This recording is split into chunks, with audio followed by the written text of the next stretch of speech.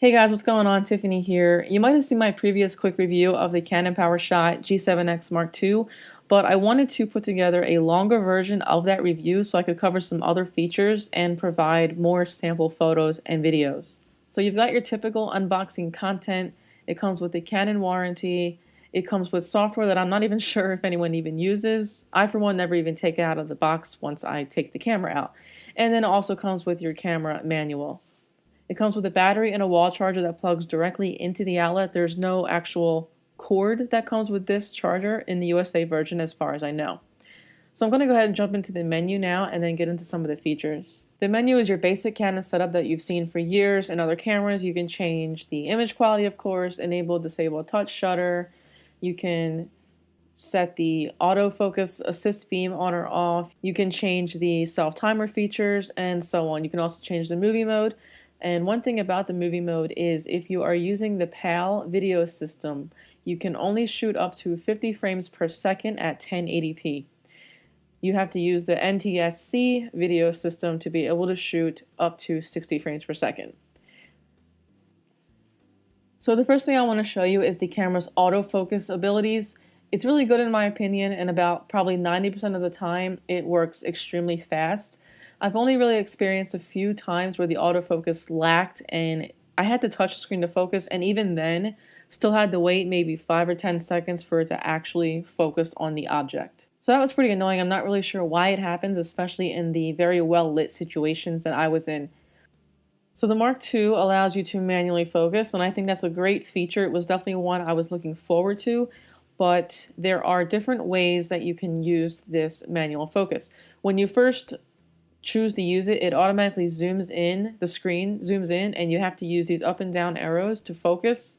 That I think is a bit strange, and it doesn't work very well or fast.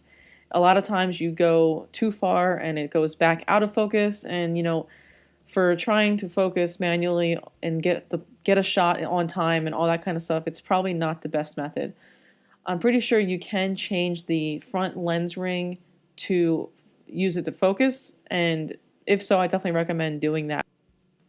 The Mark II also offers Wi-Fi connectivity, so you can send your photos to certain devices over Wi-Fi networks and so on. But you can also control the camera from the Canon Camera Connect app that you can download to your device. So to get started, you push the Wi-Fi button on the side of the camera and then choose your device. Then it will find the access point or the Wi-Fi network that you have both devices on. It always seems to load really fast when I use this feature, which is definitely a plus.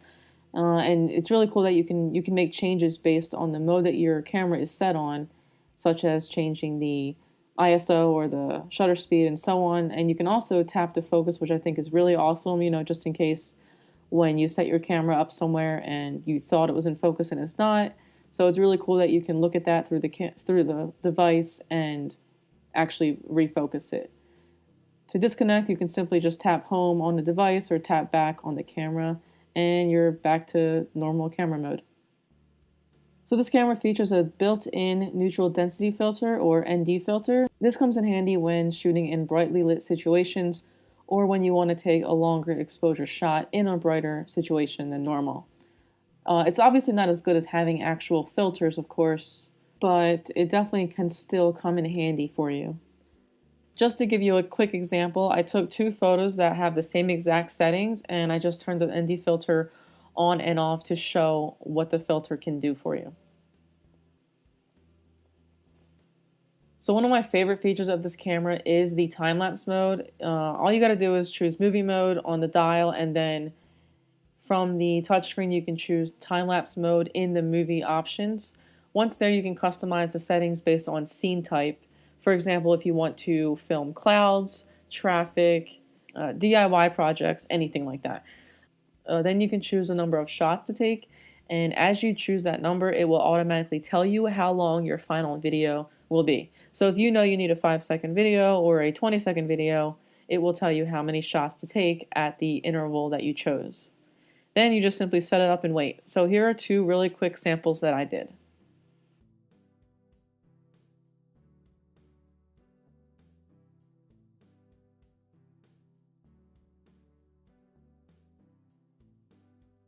So the last thing I want to show you, I guess, before concluding are some sample photos and videos that I took both during day and night.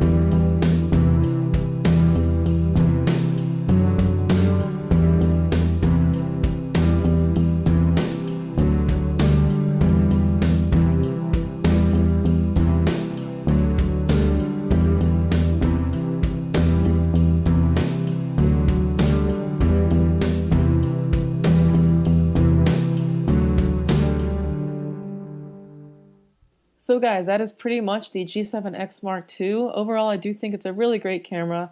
My favorite qualities are the low light capabilities, time-lapse mode, and the ability to set everything manually.